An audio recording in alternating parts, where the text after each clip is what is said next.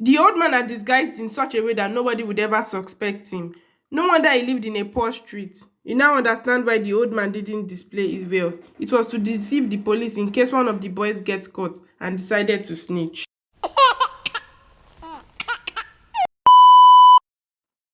Somewhere in the south, there was a boy called Ikena. He lived in the town with his poor mother and little sister. Their father had abandoned them and moved to another city. He managed to send himself to a polytechnic, but there was no job. He searched for a while and saw nothing sensible apart from menial jobs. Ikenna sat in front of his compound, thinking about his life. His father was enjoying life in another city and left them to rot. He wished his life was different, but there was nothing he could do. He decided to do the menial job since he was left with no other option. He went to a new site to clear the grass with other colleagues, but unfortunately, he got bit by a snake. He quickly tore his shears and tied it around the area, and also made an incision in the cut for the bad blood to flow out. Ikenna was immediately rushed to the pharmacist and he was shown some medication. He didn't have the money to pay, and neither did his mother or sister. His mother began to cry and beg the pharmacist, who refused. She knew Ikenna had no money to pay her back. His sister immediately called Ejiro, his girlfriend, for help. She quickly rushed down and paid the bills. My daughter, thank you, Ikena's mother cried. He was given the medication and after a few days, he got better. There was no money in the house since Ikena had not gone to work in a few days. They could only afford a meal a day because his mother had little money from the clothes she washed.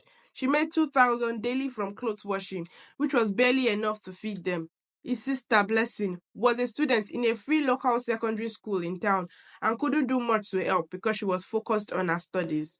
Ikenna sat in front of his compound, wondering where he went wrong in life. Why did life have to be so unfair?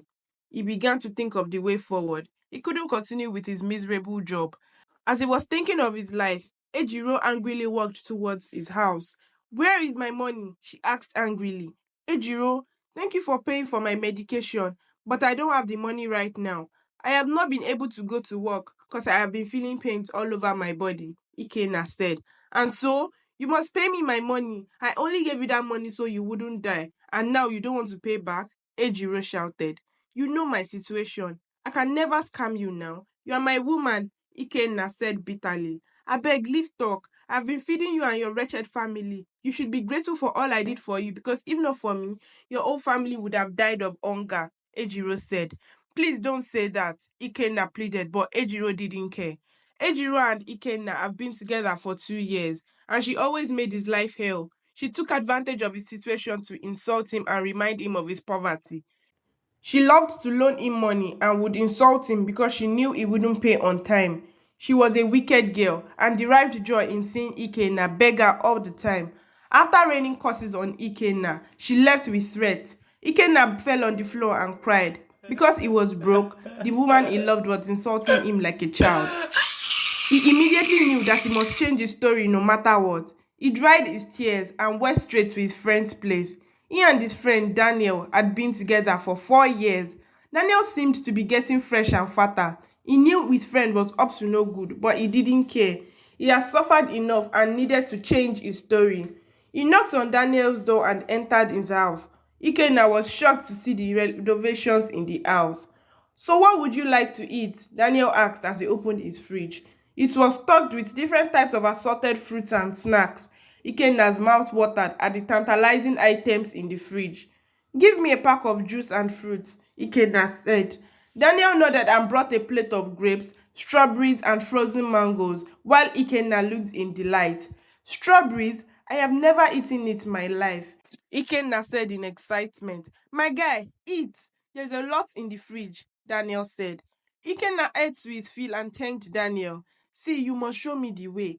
My life is miserable and I need to make money. My family is suffering and my girlfriend doesn't respect me, Ikenna said.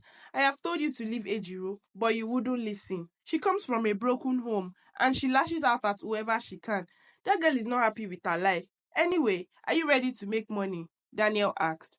I am ready. I don't care about anything anymore. I need to make money, Ikenna said. Very good. I am going to the city tomorrow. There is a man I want you to meet and he can transform your life, Daniel said. I am ready to leave right now if you wish. Ikenna said. Just wait till tomorrow, Daniel said. Obinna ate a lot and took some home to his family. He was so excited that he couldn't sleep. He tossed and turned in his bed. The next day, he went to Daniel's house and they went to the city. They stopped over at Daniel's house and Obinna was surprised to see a mansion. Is this your real house? Ikenna asked, looking in awe. We thank God, Daniel said. Hey! Obinna put his hands on his head in shock. I didn't want my house in the village to look flashy in order not to attract attention, but I have a mansion here and luxury cars, Daniel said. Please help my life. I also want to be rich like this, Ikenna said. Don't worry, you have all of this soon. All you have to do is listen to the man we will be meeting, Daniel said. Ikenna was very excited as he looked around the house. He marveled at the luxury cars and the flashy life that Daniel lived. After some hours, Daniel informed him that they were going to meet the man that would help him. Ikenna was very excited and couldn't wait. Daniel drove to the venue and he was surprised to see that they were in the local part of the city. Daniel parked his car in front of an eatery and told him they would trek to the place. Ikenna was confused. It was dark and there was no light in the street. They finally arrived at a small house and entered inside. It was dark and dirty, and it looked strange. The curtains were dirty and red, and only a mat was in the room with calabashes and other weird items. An older man in his 50s came in and sat before them. Is this the young man? The old man asked. Yes, he is, Daniel answered. He looks soft, the old man said. No, sir, I'm not soft. Please help me, Ikenna pleaded. Trust me, he is very desperate. He is living in poverty and he is tired, Daniel said, trying to defend his friend. You stand the chance to win 40 million naira immediately you do what you are told, the old man said. 40 million? Ikenna's eyes lit up in joy. Yes, if you succeed, then you get more money in the future, the old man said. I am ready to do anything, Ikenna said desperately. Anything? The old man's eye had an evil curve. Yes, anything. Please, Ikenna pleaded. Do you have a girlfriend? The old man asked. Yes, I do, Ikenna answered. Good. You must sacrifice her and a ritual will be conducted. Then you will get your money, the old man said. What? How will you say such a thing? I love Ejiro, Ikenna said. You fool, Daniel said and hit him at the back of his head. You think we are here to play? Please forgive him. He will do it. You say? Ikenna looked at him in surprise. I knew the guy is soft. Take him away from here, the old man said and stood up. Please, he will do it. Don't worry about it, Daniel pleaded. The old man shook his head and left the room. What is wrong with you? I brought you all the way here and all you did is disgrace me. I thought you were desperate for money, Daniel said angrily. Yes, but you never told me anything about murder, Ikenna said. Will you rather sacrifice your mother then? If you're not doing it, get out, Daniel said angrily. Ikenna managed to get back home that same night. He got in late and went to bed immediately. The next day, he was awoken by the sound of noise. Ejiro had brought men to beat him up. He met his mother on her knees, crying and begging Ejiro. Where is my money, Ikenna? Ejiro. I don't have it yet. I'll get it by tomorrow. Please stop all this, he pleaded. Excuses again.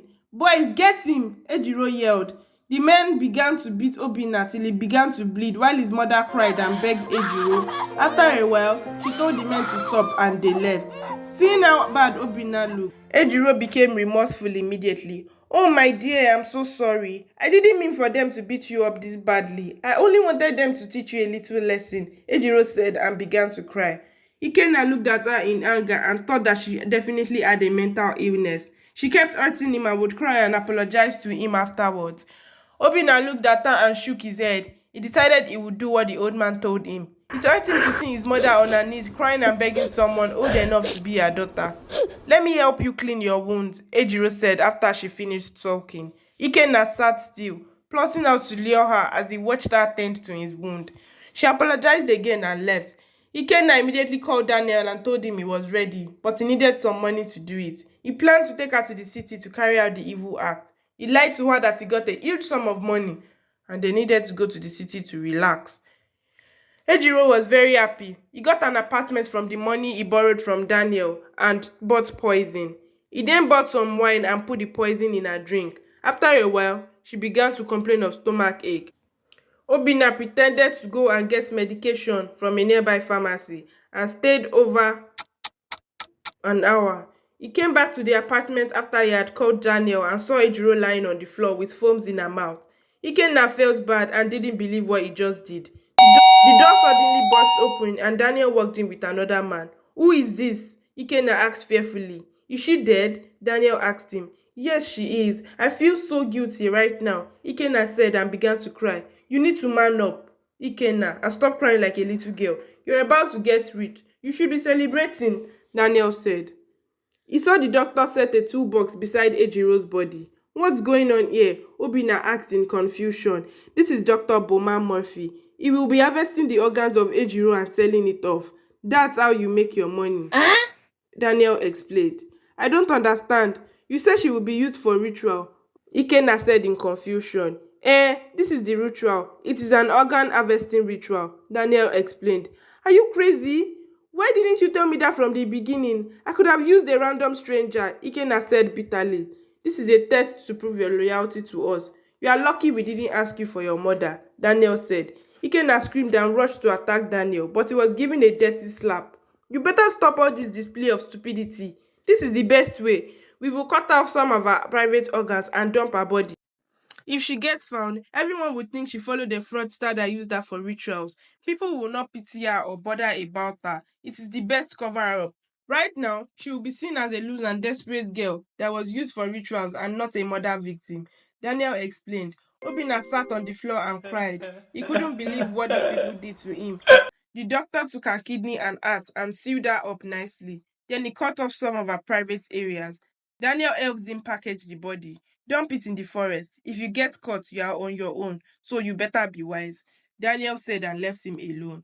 How can you leave me to handle a body alone? Obinna asked. It is to prove that you are capable and you can be fully initiated into the business.